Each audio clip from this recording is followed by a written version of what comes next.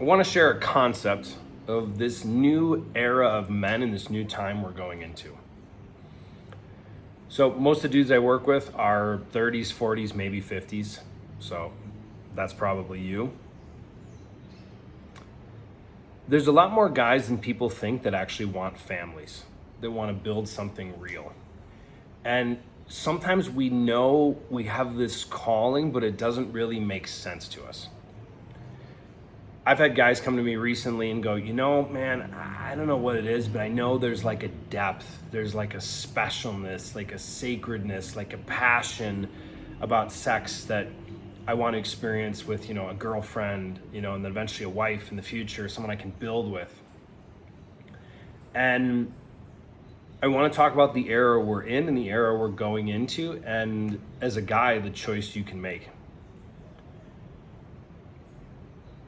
I was born in 1985. I'll be 41 in a few months.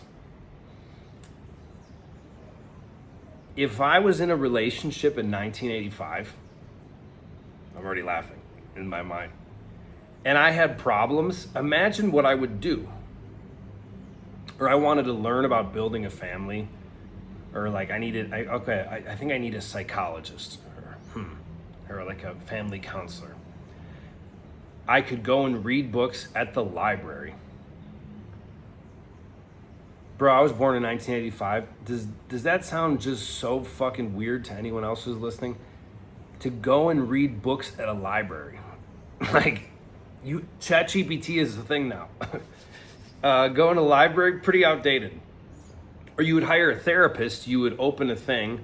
I don't even have anything that's goofy enough that could resemble it, called the Yellow Pages, which was like 2 Bibles thick with a bunch of numbers, and you go, I'd call this therapist and this. You probably wouldn't be able to go, but you didn't have going online in 1985 to compare and contrast and to go, I looked up 20 therapists and I read their reviews and how many got 5 stars or 4 stars, or meaning if you had issues, if you wanted to grow your relationship or learn or heal or be the one who breaks the pattern in your family in 1985, it was a journey. It was not really easy to do. And you would hope that one of the 2 therapists you picked was the right one.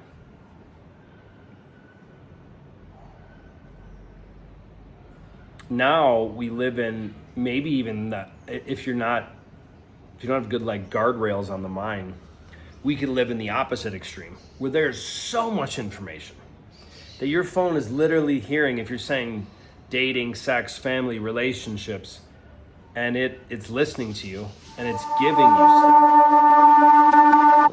Alarm going off. And then it's our decision to decide what we pay attention to or not. So we could actually get distracted with, I wouldn't say good information. Some of it's good, I'm sure. Some of it's probably not very useful, right? Like most things in life. But the ability to learn and to grow has never existed on planet Earth like today. And really to think about that, feel that, and take that in. If you've watched this far at 3 minutes and 33 seconds, it's funny. You want to grow more than 99% of dudes on planet Earth. And I believe there's going to be this split that's already starting, and it's going to increase. This is going to be my motivational speech for relationships for today. In 10 years, most relationships are going to be significantly worse. In 10 years, most relationships will be significantly worse than they are today. Again, hope I'm wrong. It is my prediction. We live in a time of this hyper acceleration where a lot more people are going to just enjoy the instant gratification of living in what's kind of an illusion. It's not like a true society of just more, fast. It'll be a robot this, so people having sex with robots, marrying robots, basically. And what I see in how people look at relationships is there's so much, and it changes from men to women, culture to culture. There's so much entitlement. It's called standards, and a lot of times it's not standards. Ask me how I know, because I've done it too. it can be control mechanisms that are called standards. You know, I remember the first time I was in a Joe Dispenza retreat years ago, and some girl, I had no idea this was a thing. Some girl goes, well, I need someone, you know, who meditates. It was like, she's like, I need someone who gets up at 5 a.m., meditates an hour every day. I was like, okay. At that point, this was like 7 years ago. I was like, I didn't know that was a fucking thing. Like, there's people doing that aren't like monks. It's like, yeah, okay. And I asked the girl, I was like, well, what if this person meditates 45 minutes a day? They're not serious about their spirituality. I was like, interesting. Okay. So that would be something that was believed to be a standard, but was actually a fear-based control mechanism with a little bit of a standard in there. So I believe a lot of people are going to keep having more and more high expectations, and they will fall into the internet fantasy of what a relationship is, of what a conscious relationship is, which brings up it's like a beautiful never-ending ayahuasca ceremony. It brings up the most beautiful parts and the most ugly parts to alchemize, to heal into the most beautiful parts. But most people will get seduced by the computer, by the phone. And for guys, we'll get seduced, you know, a lot of times by body image, or some girl, you know, smiling, or how their bodies look and they're smiling and, you know, looking happy or agreeable or whatever.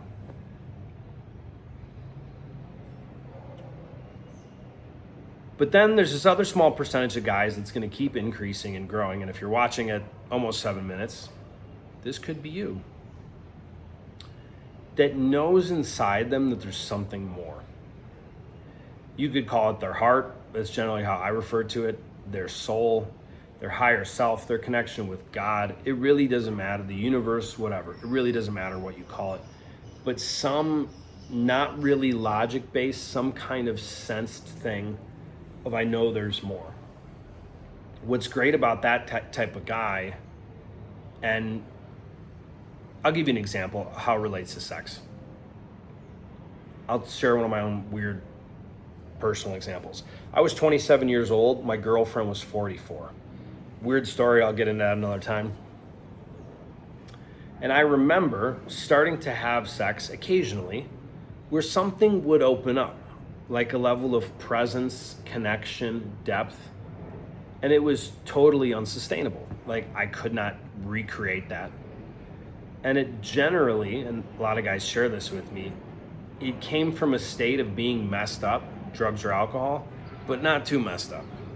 Not saying I condone this, it totally doesn't work. It can be like a one-off fluke you have 3 times a year. Or maybe you think it happens more, but then that turns into be an illusion of the substance generally. But this feeling of there's some kind of unique depth to making love, to sex, to something that's, you know, we're conditioned by porno generation, things like that. And I get more and more guys that come to me that they describe a scene like that, or they just know that. They go, man, you know, I went through my Playboy phase, or I was sleeping around, and it just feels gross after a while. And I've had some of these experiences, but I don't understand it. But I read this book on Tantra, and then, you know, I had something, the ayahuasca showed me something, or I took mushrooms. There is a new man that's emerging if we decide to emerge. I've decided to emerge. The clients I work with, most of my friends have decided to emerge. And it's knowing that we're here for something much deeper as a man. That it goes beyond just what you can provide financially, even though that's important. But there's a different level of understanding of our presence, of what we're providing to, could be your girlfriend or soon to be wife, kids. A different level of presence to what you're providing in the bedroom, where something that could have been just mechanical, or something you didn't even realize you had a program that you were imitating a porn video or a technique from years ago. And there's something so much deeper. So in the next 10 years, most people will get consumed by artificial intelligence. And I think it'll actually be fairly destructive for most people. It's an amazing tool. I'm so glad I have an iPhone.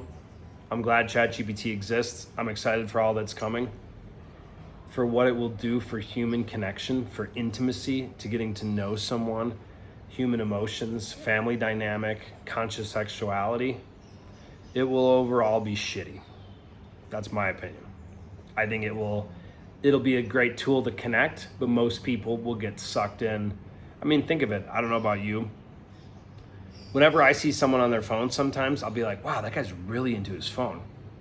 Or I'm like, man, he looks kind of like a crackhead or something, right? But then I'll be like, 5 minutes later, but I'll be like, I know I don't look like that, because what I have to look at my phone, it's really important. Is it really, Mr. Phil? So I wanted to make this video to invite you to consider which one you're going to be. And to remind you that you're not alone, and to have even more faith that there's something in you that fucking knows. There's something in your heart that knows there's a different reality that's coming that you're building.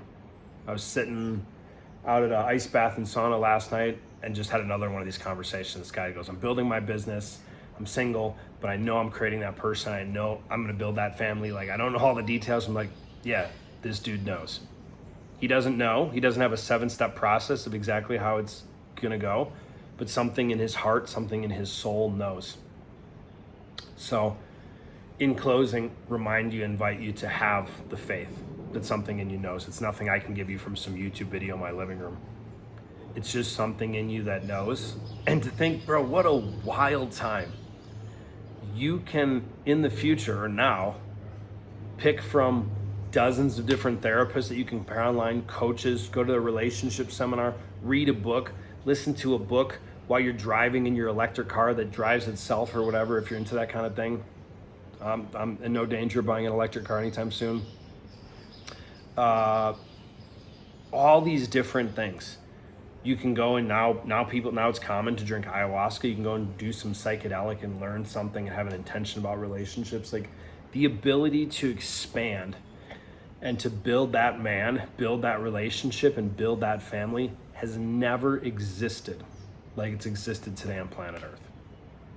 And if we step into it, if we lean into it, we face our fears, face our wounds, it will be one of the most gratifying experiences a human being could ever have on planet Earth. And it gives us the opportunity to break the chains, the restrictions, the pain that come from our lineage that's all too common. Thank you for tuning in. Thank you for being one of those dudes, founding father of the new earth. See you soon.